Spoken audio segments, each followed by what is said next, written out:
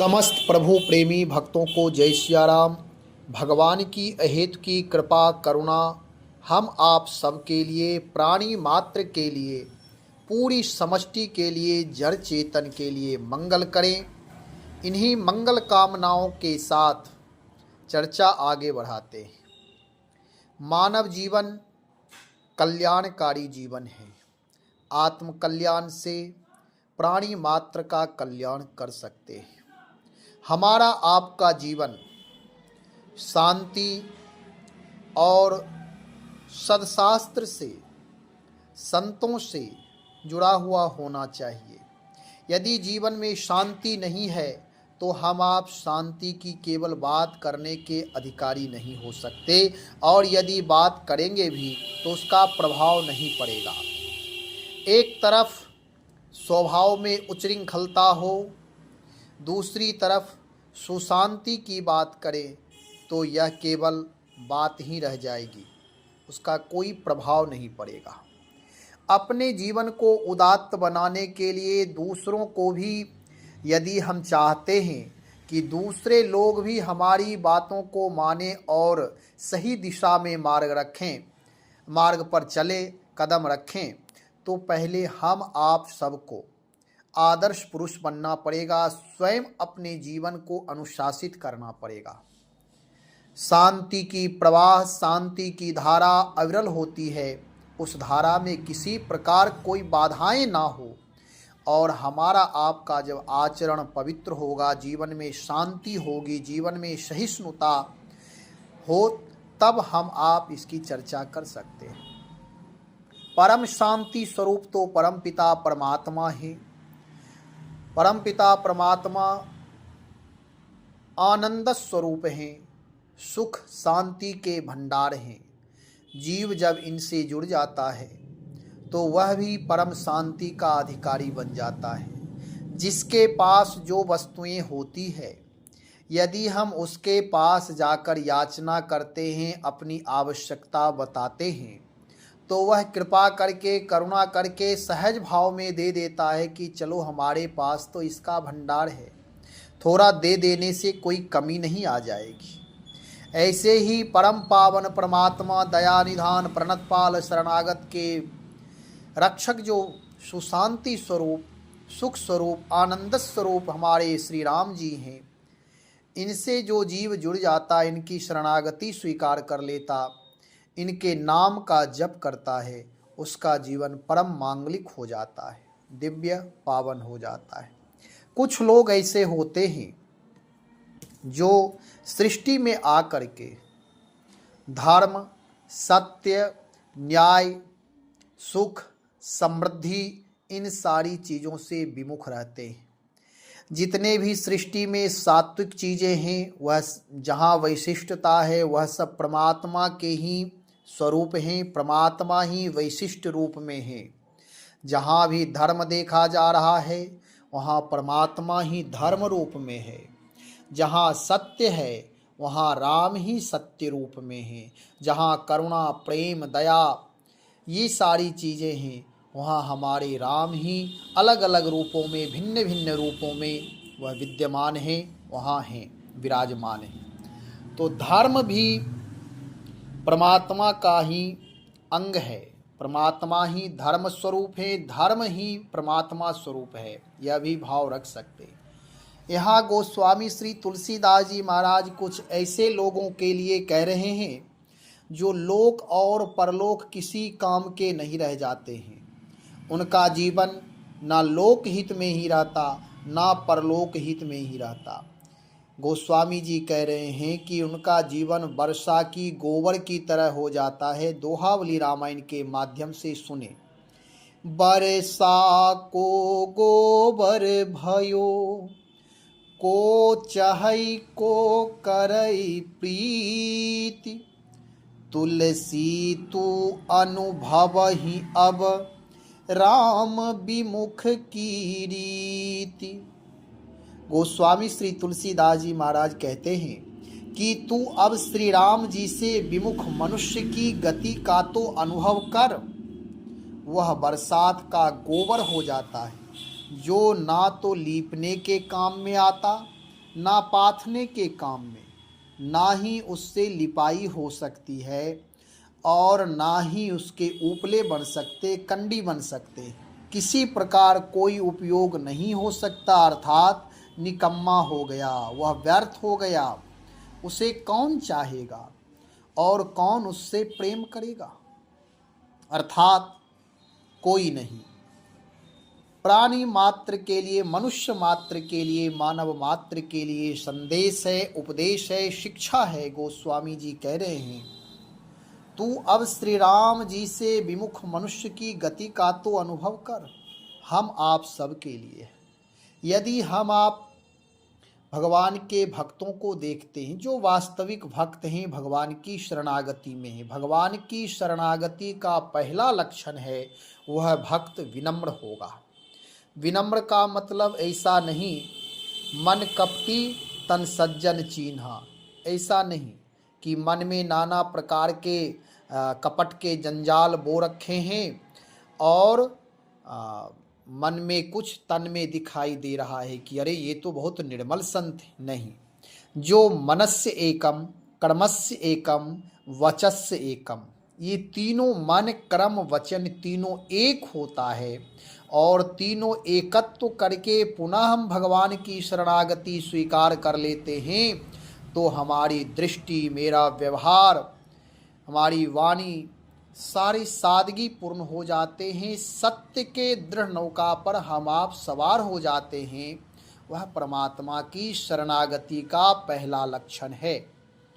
यदि हम मंदिर जा रहे हैं, भगवान की पूजा कर रहे हैं, मन में बेईमानी करने का अवसर भी ढूंढ रहे हैं, यदि पूजा करके घर आते हैं, शांति पूर्वक घर में तो हैं लेकिन मन में कुराफात चल रहा है, यदि कोई लड़ाई झगड़ा कर रहा है तो उसे और बढ़ाने की लालसा हो रही है, उसे देख करके हम हर्षित हो रहे हैं, तो ये सारे जिसके अंदर अवगुण हैं वह भगवान की शरणागति नहीं माना जाएगा और ना ही भगवान को उसका पूजा ही मान्य होगा।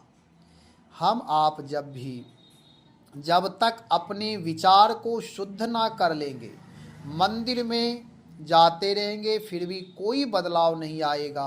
यह बात परम सत्य है। मैं देख रहा हूँ वर्षों वर्ष से जो भक्ति के नाम पर मंदिर में पूजा कर रहा है, दौड़ रहा है तीर्थों में, और लेकिन घर परिवार में शांति नहीं है। कहता भी है व्यक्ति कि मैं पुण्य करता हूँ, पूजा करता हूँ, पाठ करता हूँ, मंदिर जाता हूँ, शंकर जी को जल चढ़ाता हूँ, शालिग्राम की उपासना करता हूँ, नित्य दर्शन करता हूँ, गंगा जी में स्नान करता हूँ, लेकिन फिर भी बदलाव नहीं हो रहा है।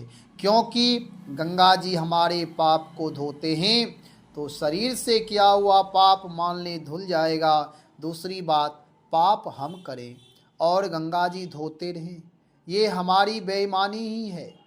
इसलिए सारे देवी देवता सत्य हैं। मैं ये नहीं कह रहा हूँ कि मंदिर असत्य है, मंदिर जाना असत्य है।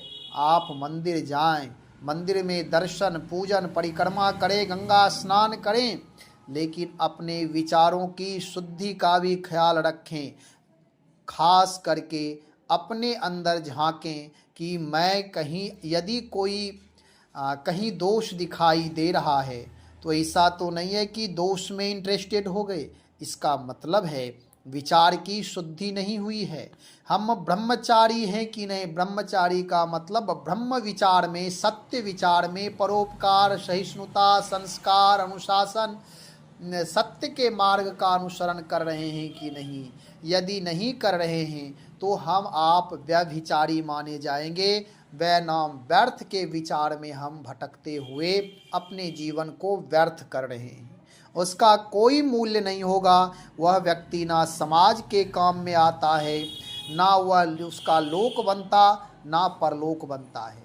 वह राम विमुखी है। राम का मतलब केवल जो मंदिर में भगवान है उतना ही नहीं, भगवान तो हर जगह व्याप्त हैं। भगवान शिव कहते, कहाँ हूँ कहाँ जहाँ प्रभु नहीं, प्रभु कहाँ नहीं है। ऐसी कोई जगह नहीं है जहाँ प्रभु नहीं है, प्रभु की दृष्टि नहीं है।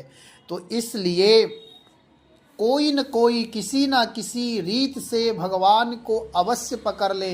भगवान से दूर रहने पर जीव की सद्गति नहीं, सद्बुद्धि प्राप्त नहीं होती है। वह भटकता ही रहता है, केवल तर्क के जाल ही बोते रहते हैं और पुनः उस जाल में फंस जाते हैं। अंत में उसे कुछ हाथ नहीं लगता है। कोशिश यह करना चाहिए कि अपने जीवन को हमेशा तर्क के जालों से बाहर करके भगवान की शरणागति स्वीकार करके विनम्रता को स्वीकार कर लें और अपनी विनम्रता के द्वारा परमात्मा की उपासना करें। परमात्मा की उपासना केवल मंदिर तक ही सीमित नहीं है। यदि हम केवल मंदिर तक सीमित रह गए तो वैसे ही होगा जैसे एक बालक सब दिन घुटना के बल ही चलता रह जाए और वह खड़ा नहीं हो पाए, दौड़ नहीं लगाया, तो वह बालक बत नहीं होगा, वह उसकी विकलांगता ही साबित होगी, उसकी वह कमजोरी साबित हो जाएगी, उसके कमर की हड्डी कमज़ोर होगी अथवा कोई बीमार ग्रसित वह माना जाएगा, कोई ना कोई बीमारी होगी, इसलिए वह खड़े होकर के दौड़ नहीं रहा है। नहीं तो बालक का यह धर्म है कि धीरे धीरे वह बढ़ता है तो वह धीरे धीरे घुटने के बल चलता, फिर खड़ा होकर चलता, फिर गिरता है, फिर एक दिन दौड़ने लगता है। ऐसे ही हमारे आपके जीवन में भी पहले यह होना चाहिए कि प्रारंभिक रूप में जैसे पूजा की परंपरा है, मंदिर में जाते हैं, कैलेंडर में पूजा करते हैं, भावना की पुष्टि के लिए धीरे धीरे हमारी मनस्थिति ऐसी होनी चाहिए, इस प्रकार हम तदाकार हो जाए कि सारे अपराधों से मुक्त होकर के मन वचन कर्म से हमेशा उपासना भाव में जीवन को आगे बढ़ाते रहें। यह हमारी ही उत्तमता होगी, महानता होगी। यदि केवल एक अपनी परंपरा के नाते केवल मूर्ति तक, कैलेंडर तक ही सीमित रह गए कि परमात्मा की मूर्ति है, परमात्मा का चित्रपट है, इतने तक ही यदि सीमित रह गए तो व्यक्ति वह कमज़ोर माना जाएगा। उसके जीवन में किसी प्रकार कोई क्रांति घटित नहीं हो सकती है। जब तक वह मंदिर में रहेगा तो बहुत भावुक स्थिति में रहेगा और बाहर आते ही जो मन में उसे संकल्प चला होगा, जहाँ जो भी मंदिर में बैठे बैठे दोष देखा होगा, वह सारी चीज़ों को वह पुनः दोहराने लगेगा। इसलिए उसके जीवन में परमात्मा हर जगह व्यापक नहीं होते हैं, उसे के हृदय में प्रेम नहीं होता है, केवल मंदिर तक, मूर्ति तक उसका जीवन सीमित होता है। इसलिए अपने जीवन को विराट बनाए और जीवन को विराट बना करके ऐसा जीवन बनाए कि परमात्मा से जुड़े हुए, परमात्मा का मतलब यह नहीं है, गोस्वामी जी के राम विमुख की रीति तुलसी तू अनुभव ही अब तुम अनुभव करो, हम आप भी अनुभव करें कि अपने जीवन में उत्कृष्टता आई है कि नहीं। यदि हम समाज के, व्यक्ति के, व्यष्टि के, राष्ट्र के लिए, प्रकृति के लिए किसी प्रकार काम नहीं आ रहे हैं, केवल 2-4 लोग परिवार तक, पत्नी तक, बच्चे तक ही सीमित रह गए, जर जोरू जमीन तक ही सीमित रह गए यदि, तो वह जीवन मूल्यवान नहीं माना जाएगा। मनुष्य जीवन महाविराट की उपलब्धि है। मनुष्य जीवन ऐसा होना चाहिए जो नर से नारायण की यात्रा है। माता पिता सामान्य रूप से जन्म देते हैं, उसके बाद आचार्य की सानिध्यता लेकर के, आचार्य की सन्निधि में अथवा अपने आत्म भाव की सन्निधि में परमात्मा की उपासना जब हम आप करते हैं तो शरीर भाव से ऊपर उठ करके आत्म भाव में स्थित हो जाते हैं और उस आत्म भाव के द्वारा परमात्मा की उपासना करते हैं। यह संसार पूरे परमात्मा का ही है। जर चेतन जग जीव जत सकल राम मैं जान। गोस्वामी तुलसीदास जी को हम मानते हैं, गोस्वामी तुलसीदास जी की रामायण को मानते हैं, लेकिन रामायण की बात को नहीं मानते, गोस्वामी जी की बात को नहीं मानते हैं। यही हमारी सब दिन कमजोरी रह गई है कि गुरु को मानते हैं लेकिन गुरु की बात को नहीं मानते। महापुरुषों को हम आप रोज पढ़ते हैं, उनके विचारों को, लेकिन अपने विचार में उतारने की हिम्मत नहीं करते। क्योंकि ऐसा स्वभाव नहीं है। यदि आत्मशोधन नहीं करेंगे, आत्मशुद्धि नहीं करेंगे तो इसका कोई मूल्य नहीं होगा। दौड़ते भागते रहेंगे भेड़ चालों में, जीवन में कोई बदलाव नहीं आएगा, जीवन में कोई क्रांति घटित नहीं होगी। कोई कहेगा संसार मिथ्या है, कोई कहेगा संसार अग्नि की लपटे में वह जल रही है, कोई कहेगा कि देखो संसार भयावह है, भवसागर है। नाना प्रकार की बातें केवल करते रहेंगे। यह भगवत स्वरूप जो परमात्मा भी इस संसार में आने के लिए, अपनी लीला करने के लिए ललायित रहते हैं। जहाँ भगवान के इतने देवालय हो, जहाँ गंगा जैसी पवित्र नदी हो, जहाँ परमात्मा भी आकर के लीला कर रहे हों, हर क्षण हर पल प्रभु की लीला चल रही है, जहाँ संत महापुरुष नाम जापक यज्ञाचार्य विद्वान विदुषी वेदज्ञ जहाँ वेद हैं, ऐसे सब ऋषि मुनि लोग रह रहे हैं, वहाँ भी वह संसार मिथ्या, वह भी संसार में अग्नि की ज्वाला की लपटें जल रही है। यह सारी बातें केवल थोथी बातें हैं, व्यर्थ की बातें हैं। जिन्होंने संसार को अनुभव नहीं किया है, जो गलत व्यक्ति है उसकी दृष्टि गलत होती है, वह संसार की निंदा करता है, दूसरों की निंदा करता है। और जो लोग आत्म स्वरूप में स्थित होते हैं, जो अपने अंदर झांकते हैं, वह किसी की निंदा नहीं करते। आत्मशोधन के साथ साथ आत्म स्वरूप में स्थित होकर के अन्य लोगों को भी राम रामायण से जोड़ते हैं, रामायण की बात मानते हैं, गोस्वामी श्री तुलसीदास जी की बात मानते हैं, शंकराचार्य जी के बताए हुए मार्गों पर चलते हैं। ऐसे महापुरुष ही अपने जीवन को उत्तरोत्तर आगे बढ़ा सकते हैं। जो केवल ऐसे जीवन व्यर्थ, खाना सोना, घर महल परिवार पत्नी तक ही जीवन रखा, वह जीवन का कोई मूल्य नहीं है। वह वैसे ही हो गया जैसे वर्षा का गोबर वह गोबर हो गया, मतलब वह किसी काम का नहीं रहा।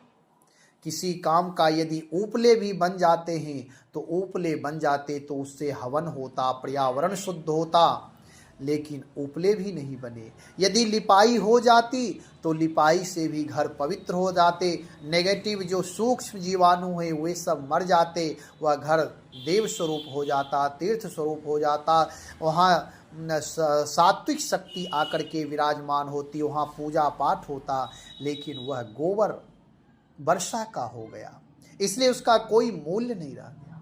हमारा आपका मनुष्य जीवन परम उपयोगी जीवन है। मानव मात्र के लिए हम आप उपयोगी हो सकते हैं, अपनी विराट की पहचान हो जाए तो, लेकिन विराट की पहचान नहीं होने से संकीर्णता में जीते हैं। जैसे कुएं का मेढक भी समय पर बोल लेता है, समय पर वह शिकार कर लेता है, समय पर उसे जब भूख लगती है वह भी कीड़े मकोड़े की तलाश में रहता है।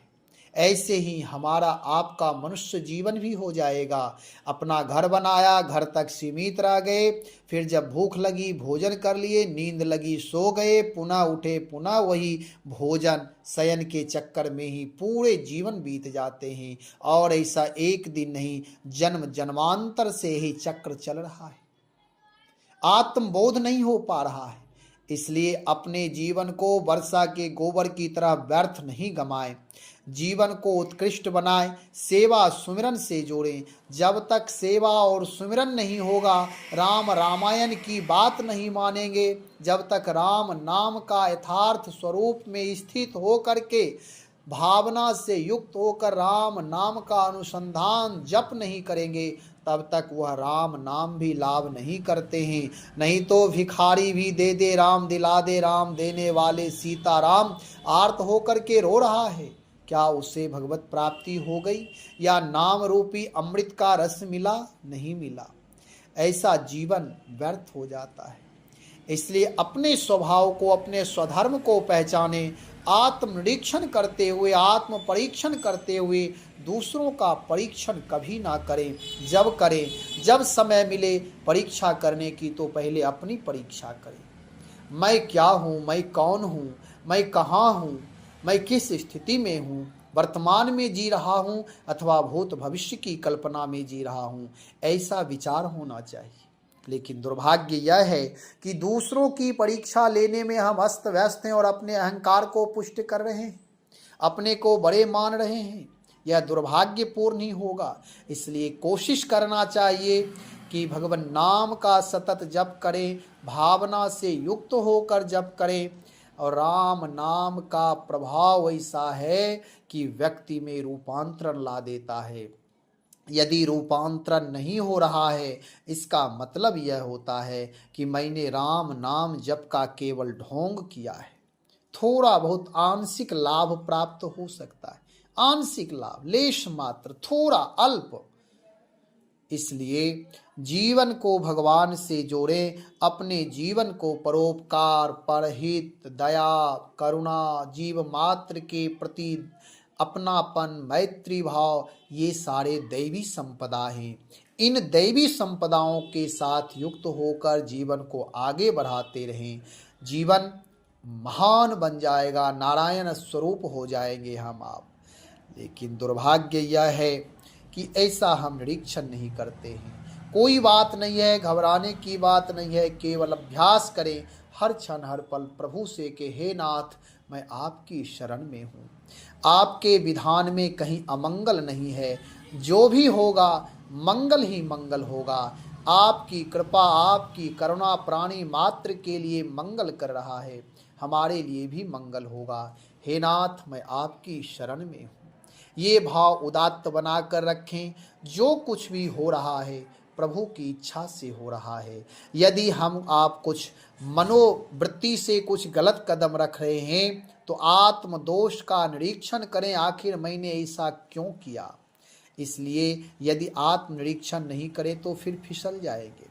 कोशिश यही करें, आत्मशोधन करें, भगवान से जुड़े, भगवान नाम से जुड़े, सत्य से, मर्यादा से, संस्कार से, उपासना से, करुणा, प्रेम, दया, सहिष्णुता से जुड़े।